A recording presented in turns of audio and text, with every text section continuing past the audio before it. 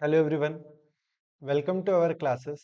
जैसे कि हम सभी को ये चीज़ अच्छे से पता है कि टाइम टेबल डिक्लेयर हो चुके हैं और अब सीरियसली थोड़ा सा पढ़ने का समय आ गया है।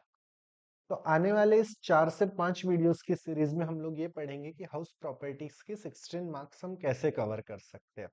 सो यदि आप इन सभी वीडियोस को स्टेप बाय स्टेप फॉलो करेंगे तो आपके 16 मार्क्स जो है हाउस प्रॉपर्टी के वो बहुत ही अच्छे से के हो जाएंगे। 16 प्लस 4 मार्क्स, ऐसे 20 मार्क आपको ये वीडियोस की 5 वीडियोस की सीरीज आपको दे देगी।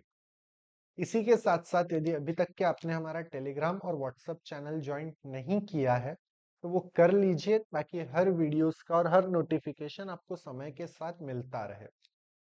इसी के साथ यूट्यूब चैनल को भी सब्सक्राइब कर लीजिए ताकि हर नोटिफिकेशन आपको समय पे मिलती रहे और आप कोई भी क्लास मिस ना करें। साथ ही आप लोग प्ले स्टोर से हमारा एप्लीकेशन भी डाउनलोड कर सकते हैं जिसमें आपको सभी चीजों के रिकॉर्डेड वीडियोस, क्वेश्चन पेपर और क्वेश्चन बैंक्स एप्लीकेबल मिल जाएगा। इन सभी चीजों के लिंक आपको डिस्क्रिप्शन बॉक्स में मिल जाएंगे, वहां से आप लोग उसे कंटिन्यू कर सकते हो। सो चलिए हम हमारे टॉपिक को शुरू करते हैं। हमें ये चीज अच्छे से पता है कि इनकम टैक्स की जब बात की जाती है तो इनकम टैक्स में 5 हेड होते हैं, जिसमें से पहला हेड होता है इनकम फ्रॉम सैलरी और दूसरा होता है इनकम फ्रॉम हाउस प्रॉपर्टी। तो आज हम ये दूसरा पढ़ने वाले हैं कि income from house property section 2 head number 2। तो ये दूसरे हेड के हाउस प्रॉपर्टी की कैलकुलेशंस कैसे किए जाते हैं और इस क्वेश्चन के 16 मार्क्स प्लस 4 मार्क्स जो लास्ट क्वेश्चन रहेगा, ऐसे 20 मार्क्स हम कैसे कंफर्म कर सकते हैं। ठीक है, तो चलिए हम लोग समय का महत्व समझते हैं और टॉपिक को स्टार्ट करते हैं। सो जब हम बात करते हैं इनकम फ्रॉम हाउस प्रॉपर्टी की, तो इनकम फ्रॉम हाउस प्रॉपर्टी क्या होता है? जब आप लोगों का घर आप लोग लेट आउट कर देते हो, आप जब अपना घर किराए से देते हो तो आपको क्या मिलता है? रेंट मिलता है। तो ये जो रेंट है इसी को बोला जाता है इनकम फ्रॉम हाउस प्रॉपर्टी। मतलब अगर हम सिंपल भाषा में बोले तो जो इनकम फ्रॉम हाउस रेंट होता है उसी को बोला जाता है इनकम फ्रॉम हाउस प्रॉपर्टी। मतलब आपने अपना घर या घर में कुछ कमरे किराए से दे के रखे हैं तो उसे बोला जाता है इनकम फ्रॉम हाउस प्रॉपर्टी। आ गई बात ध्यान में? अब मैं आपको 16 मार्क का एक फॉर्मेट दे देता हूं। अगर आपको पेपर में कुछ ना भी समझे तो आप लोगों ने क्या करना है? सिर्फ 16 मार्क का ये फॉर्मेट ड्रॉ करना है, तो आपको बड़ी ही आसानी से मार्क्स मिल जाएंगे। ठीक है, तो सबसे पहली चीज जो लिखी जाती है वो होता है म्युनिसिपल वैल्यूएशन, कि आपके घर का म्युनिसिपल वैल्यूएशन कितना है। उसके बाद में फेयर रेंट, उसके बाद में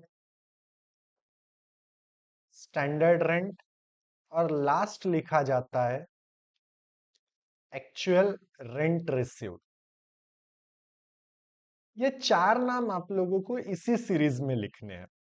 पहला म्युनिसिपल वैल्यूएशन, दूसरा फेयर रेंट, तीसरा स्टैंडर्ड रेंट और चौथा एक्चुअल रेंट रिसीव्ड। ये चारों ही वैल्यूज आपको आपके क्वेश्चंस में मिल जाएंगी। अगर हम मान लेते हैं कि हमारा म्युनिसिपल वैल्यूएशन है 1000 और फेयर रेंट है 800, ठीक है। उसके बाद में अगर स्टैंडर्ड रेंट की बात की जाए तो वो है 700 और एक्चुअल रेंट की बात की जाए तो वो है 1200। ऐसी 4 वैल्यूज आपके क्वेश्चन में दी है। तो अब आपको क्या करना है? इन चारों वैल्यूज के कंपैरिजन में आपको निकालना है ग्रॉस एनुअल वैल्यू। अब सवाल की ग्रॉस एनुअल वैल्यू कैसे निकलती है तो वो समझिए। म्युनिसिपल और फेयर रेंट में से हायर वैल्यू लेनी है। हायर मतलब जो इन दोनों में से बड़ी हो। कौन सी है इन दोनों में से हायर वैल्यू? 1000 रुपए। अब उस 1000 रुपए को स्टैंडर्ड वैल्यू के साथ कंपेयर करेंगे लोअर में।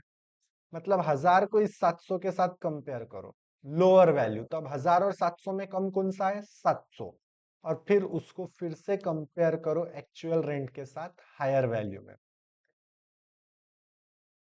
तो देखो पहले इन दोनों में देखो हायर कौन सा है, कितना निकला? 1000। अब उस 1000 को कंपेयर करो 700 के साथ, लेकिन अब क्या देखनी है, लोअर वैल्यू देखनी है। तो 1000 और 700 में छोटी वैल्यू कौन सी रहेंगी, 700। और फिर उस 700 को कंपेयर करो 1200 के साथ, हायर वैल्यू। आया ध्यान में? इन दोनों में से हायर देखो, फिर उसको तीसरी वैल्यू के साथ कंपेयर करो लोअर में, और फिर उन दोनों में से जो वैल्यू निकलेंगी उसको कंपेयर करो हायर में। ये आने वाले वीडियोस में मैं आपको प्रैक्टिकल क्वेश्चंस में भी समझा के दूंगा, तो अभी आपको उसका इतना टेंशन लेने की जरूरत नहीं है, क्योंकि अभी हम सिर्फ और सिर्फ क्या पढ़ रहे हैं, फॉर्मेट पढ़ रहे हैं कि हमें किस तरीके से इस आंसर को सॉल्व करना है। ठीक है, तो सबसे पहले तो ये आपको कैलकुलेशन समझ लेना है, हायर, लोअर और हायर का। अब जो एक वैल्यू निकलेंगी, जो 1200 मिल गई, वो क्या है, ग्रॉस एनुअल वैल्यू। ये एक आंसर मिल गया। 4 मार्क के लिए यही पूछ ले तो बहुत है। इसमें से हम यहाँ पे लेस करेंगे। सबसे पहली चीज जो माइनस की जाएंगी वो रहेगा वैकेंट पीरियड। वैकेंट पीरियड मतलब कितने महीने घर खाली था, वो समय का उतना रेंट आप लोग वैकेंट पीरियड रेंट माइनस कर दीजिए। जिसके अगर मान लीजिए 2 महीने घर खाली था, तो 2 महीने का रेंट आप लोग क्या कर देंगे, सब्सट्रैक्ट कर देंगे, वो आपको यहाँ पे माइनस कर देना है। ठीक है, उसके बाद में यहाँ पे दूसरी चीज जो माइनस होंगी वो होती है म्युनिसिपल टैक्स पेड। अगर एक्चुअली म्युनिसिपल टैक्स इस साल में पेड हुआ है तो ही उसे माइनस करो, वरना माइनस करने की जरूरत नहीं है। ग्रॉस एनुअल वैल्यू में से जब वैकेंट पीरियड रेंट और म्युनिसिपल टैक्स पेड, ये दो वैल्यू आप माइनस कर लोगे, तो अब आपके हाथ में जो वैल्यू बचती है उसे बोला जाता है नेट एनुअल वैल्यू। ठीक है, अब क्या निकल गया, नेट एनुअल वैल्यू। अब नेट एनुअल वैल्यू में से आप सबसे पहले माइनस करेंगे स्टैंडर्ड डिडक्शन।